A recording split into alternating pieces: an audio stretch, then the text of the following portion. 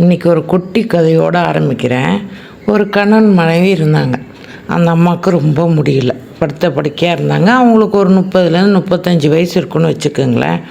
இந்த கணவர்கிட்ட எப்படி இருந்தாலும் நான் செத்து போன பிறகு வேறு கல்யாணம் பண்ணிப்பீங்க, நான் அதுக்கு தடையாக இல்லை, நீங்கள் கல்யாணம் பண்ணிக்கிங்க, வாழ வேண்டிய வயசு, நீங்கள் கல்யாணம் பண்ணிக்கிங்க, ஆனால் எனக்கு ஒரு சத்தியம் மட்டும் செஞ்சு கொடுங்க அப்படின்னு கேட்கவும், சரி செத்து போகிறாங்க, இவங்கள்ட்ட போய் என்ன வாக்குவாதம் அப்படின்னு அவர் யோசிக்காமல் என்ன பண்ணிட்டாரு, நீ என்ன சொன்னாலும் நான் கேட்டுக்கிறேம்மா, இந்த சத்தியம் பண்ணி தரேன்னு சொல்லி சத்தியம் பண்ணிடுறாரு.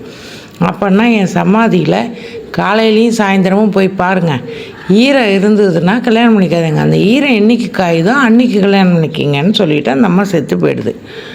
இவரும் போய் டெய்லி பார்ப்பார், காலையில் போவார், சாயந்தரம் போவார், ஈரம் காயாது. இப்படியே ஓடியே போச்சு. 60 வயசு ஆயிடுச்சு இவருக்கு. ஒரு நாள் கொஞ்சம் லேட்டாக போகிறத விட்டுட்டு கொஞ்சம் முன்னாடியே போவார். முன்னாடி போனால் அங்கே இவர் மச்சான் இருப்பார், தண்ணி தெளிச்சிக்கிட்டு அந்த சமாதி மேலே. என்னடா இது மச்சான் இங்கே நிற்கிறானே அப்படின்ட்டு போய் மச்சானை பார்த்து, என்னப்பா தண்ணி தெளிச்சிக்கிட்டு இருக்க? அட ஏன் மச்சாங்க, ஏமாப்பில் கேட்குற? ஏன் தங்கச்சி என்ன பண்ணிவிட்டு சாகிறதுக்கு முன்னாடி காலையில் சாயந்தரமும் தண்ணி தெளின்னு சொல்லி சத்தியம் வாங்கிடுச்சு, அதான் தண்ணி தெளிச்சிக்கிட்டு இருக்கேன்னு. அப்போ தான் புரியுது ஏன் ஈரம் காயிலன்னு இவருக்கு. அது வரைக்கும் இவருக்கு புரியல. அந்த அம்மா இவரை வேறு கல்யாணமே பண்ணிக்கக்கூடாதுன்னு சொல்லி சத்தியம் வாங்கின்ட்டு. என்ன தெரியுது இதுலேருந்து உங்களுக்கு? அவங்க செத்தும் இவங்கள வாழ விடாமல் பண்ணி வச்சுருக்காங்க. இன்னொரு வாழ்க்கையை இவங்க வாழக்கூடாதுன்னு. அந்த அளவுக்கு பாசமாக இருக்கலாம், வாட் எவர் இட் இஸ், எதுவாக வேணாலும் இருக்கலாம்.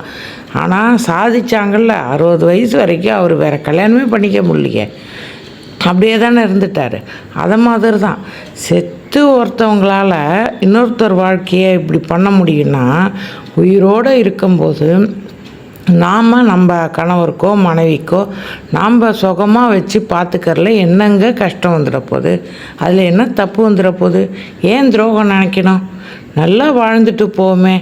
ஏன் கல்யாணம் பண்ணிக்கிறதுக்கு முன்னாடி சரி, லவ் பண்ணும்போதும் சரி, இவன் செட் ஆக மாட்டான், இவன் செட் ஆக மாட்டான்னு உங்களுக்கு தெரியாதா? கல்யாணம் பண்ணிடுவீங்களாம், 10 லட்சத்துக்கு மேலே வீட்டில் செலவும் பண்ணிவிடுவாங்களாம். அதுக்கப்புறம் எங்களுக்கு பிடிக்கலன்னு 2-3 வருஷம் கழித்து சொல்லுவீங்களாம், டைவர்ஸ் வாங்குவீங்களாம். என்ன வாழ்க்கை? அதை புரிஞ்சுக்கிட்டு வாழணும். புரியலையா விட்டுறணும். அதை விட்டுட்டு அந்த வாழ்க்கைக்குள்ளே போகக்கூடாது. 2 குழந்தைங்களும் பெற்றுக்கிட்டு அந்த குழந்தைங்க அப்பாட்ட இருக்கிறதா அம்மாட்ட இருக்கிறதா அப்படின்னு தெரியாமல், அதெல்லாம் ரொம்ப சிரமமான வாழ்க்கைங்க. நீங்கள் வாழ்ந்துருவீங்க, நீங்கள் இதை சம்பாதிக்கிறீங்க, 2 பேரும் போகிறீங்க வேலைக்கு, வாழ்ந்துருங்க. அந்த குழந்தைங்க அவங்க என்னங்க பாவம் பண்ணாங்க? அந்த பிஞ்சு அப்பா பாசமும் வேணும், அம்மா பாசமும் வேணும், 2ம் கிடைக்காம எப்படிங்க அந்த குழந்தைங்களால் வாழ முடியும்? 2 பேர் அன்பும் வேணும், 2 பேரும் சந்தோஷமாக வாழணும். ஒன்று சொல்லட்டா, கணவர் ஆகட்டும் மனைவி ஆகட்டும், அவங்க ஒருத்தரை ரொம்ப விரும்பி இவங்க என்ன பண்ணாலும் அவங்க கூட ஏன் இருக்காங்க தெரியுமா?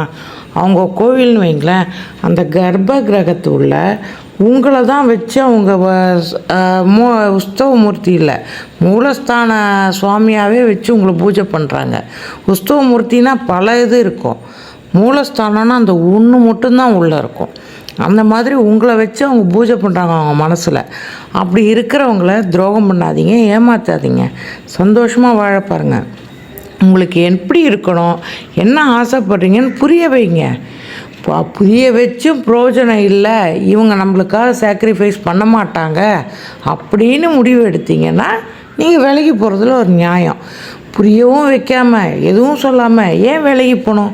அந்த தப்பை செய்யாதீங்க, குழந்தை பாதிப்பு அடைவாங்க.